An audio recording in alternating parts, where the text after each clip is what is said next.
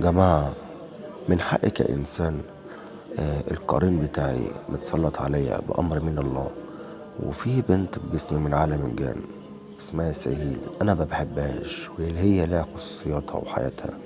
سوا بنت مش كويسة، بنت قلة الأدب، أنا ماليش دعوة بيها. بس أنا أهم حاجة كإنسان بعمل برنامج علاج بقالي 153 يوم. أنا القرين بتاعي مش بحبه، ولا البنت دي كمان بحبها، بنت مقرفة وأنا ما بحبهاش.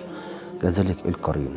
فمن حقي كإنسان ان انا اقول للقرين ابعد عني ابعد عنه. من حق البنت دي تطلع من جسمي، لان البنت ديت والقرين دول عاملين لي ازمه في قلب البيت، ومخزنين طاقه سلبيه، ومخزنين براز، ومخزنين غازات، ومخزنين حاجات متراكمه عامله لي عصبيه وقذاره في قلب البيت. انا يا جماعه انا يا جماعه بتكلم قدام العالم الانس والجن. انا مش عاوزهم في قلب حياتي، عاوزهم يخرجوا، لان عاوز ارتاح. هم ولا مني ولا هم مني ولا انا منهم. انا ما بحبهمش ولا هم